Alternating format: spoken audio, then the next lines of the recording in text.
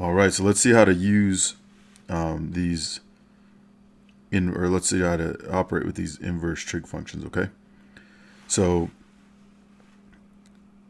let's start with cosine because I think cosine's the easiest. So cosine, if I say arc cosine, right, I see a capital there, so I'm talking about principal value. So there's only going to be one answer. So cosine inverse of negative root 2 over 2. So I'm looking at my unit circle here, and I want to see where does cosine equal root 2 over 2. Remember, cosine equals x, right?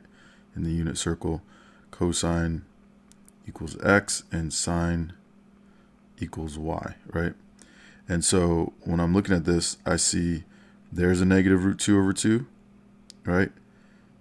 And there's a negative root 2 over 2, okay? So which one do I choose? Well, here's where, once again, principal values come in, right? And knowing our range, right? So we know for cosine, the range is 0 to 180, okay? And that's inclusive. 0 and 180 are included. So all I'm doing is I just want to keep my focus from 0 to 180. So this one doesn't really count for principal value. So it's this one that I want. So my answer is going to be, what angle produces that? So it says degrees and radians. So it's 135 degrees, 3 pi over 4 radians.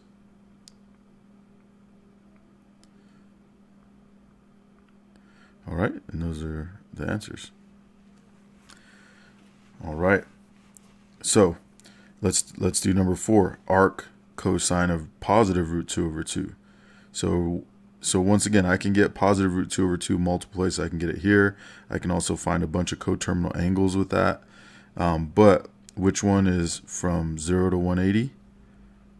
And that would be this one, right? And so that's produced by 45 or pi over 4. So it's going to be 45 degrees or pi over 4 radians. All right.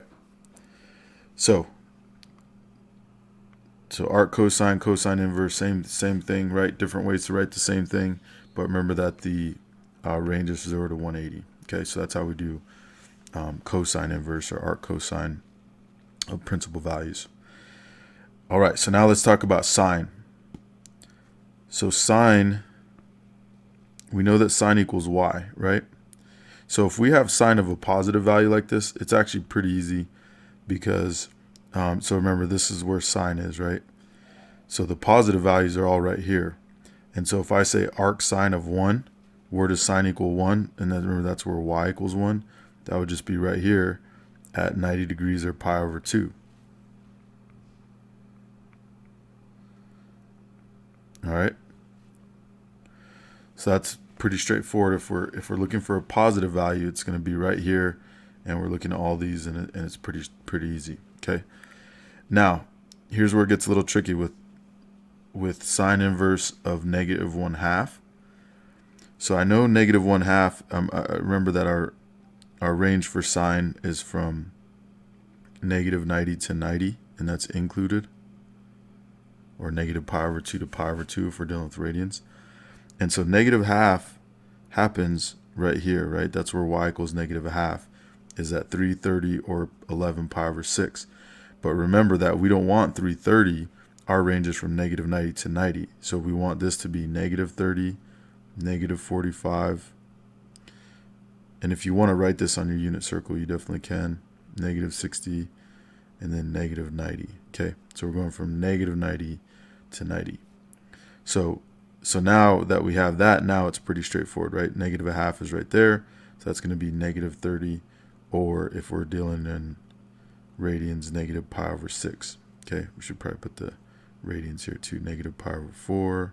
Right, it's just all the opposites of these, right? So that's another way to think of it, is just it's going to be all the opposites of these. Negative pi over 6, negative pi over 4, negative pi over 3, and negative pi over 2. All right. So sine inverse of negative 1/2, this is where it happens, and so it'd be negative 30 and negative pi over 6. negative 30 degrees, negative pi over 6 radians. All right. So this is true when you input a positive into an arc sine, principal value, you're going to get out a positive.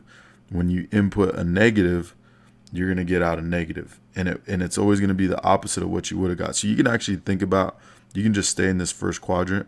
And if I say 1/2 negative, if I say 1/2, it's 30. If I say negative 1/2, it's negative 30, right? Or negative pi over 6. If I say arc sine inverse of root 3 over 2, it would be 60 and pi over 3. If I say sine inverse of negative root 3 over 2, it's negative 60 and negative pi over 3. Okay, so you actually don't even need this quadrant. Another way to do it is just to do what you would normally do here, except if the input is negative, if one of these values is negative, then you just make the angle negative or the output negative. Okay. All right. So now let's deal with tangent. Tangent is tricky because we don't have these coordinate points don't give us tangent explicitly, right? They give us x and y, but remember that tangent is y over x. Okay.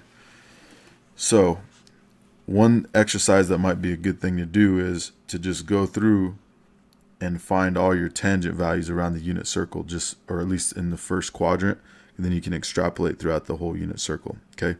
So for example, tangent here, if I do, so y over x, so that would be 0 over 1. So that would be 0. Okay. So basically, tangent of 0 is 0, right? And then here we have 1/2 divided by root 3 over 2, right? If we do y over x, so that would be 1/2 times the reciprocal of root 3 over 2, which is 2 over root 3. The 2's cancel out, so we get 1 over root 3. And then we could multiply by root 3 on top and bottom. And so we get root 3 over 3. So that's what this would be right here, right? Root 3 over 3. That's what tangent of 30 would be. Okay.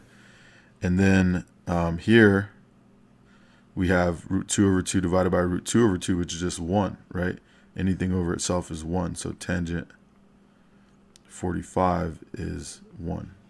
Let me put tangent 30 is root 3 over 2, or root 3 over 3, excuse me. All right, and then the last one is this one.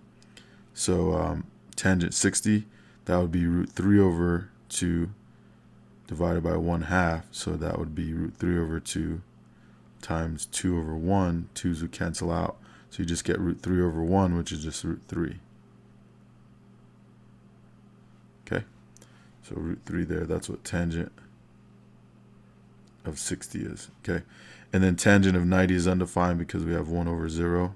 That's undefined. And same with tangent of negative 90 or 270. Okay, so basically now that I know these, I can go around, and you don't necessarily have to write all this stuff. If you want to, you can take a screenshot of this, but what you can do actually is just write those values that we just got. Okay, so let me see.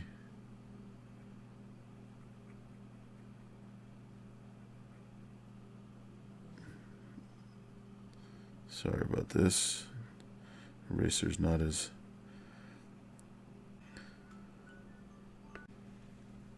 Okay, so I can just write in these values. So this would be 0 for tangent, right? This would be root 3 over 3. This would be 1. This would be root 3. And this is undefined, right? And the same thing down here. This would be negative root 3 over 3. This would be negative 1. This would be negative root 3. And this would be undefined. Okay, so tangent values in blue, right?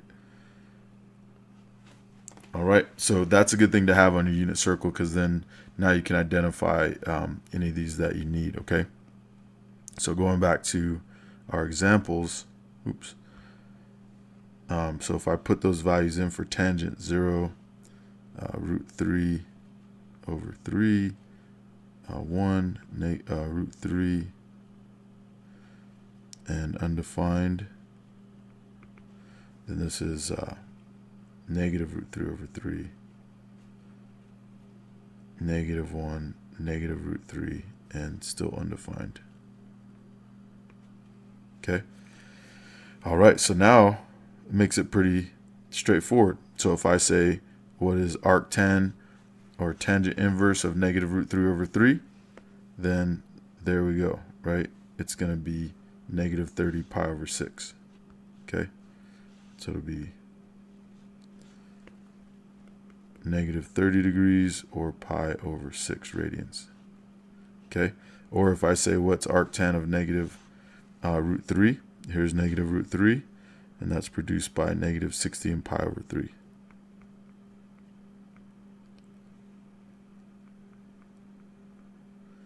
All right, cool.